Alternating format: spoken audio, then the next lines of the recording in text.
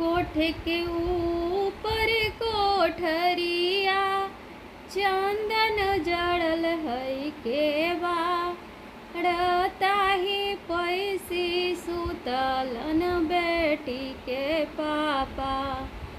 मामी बेनिया डोला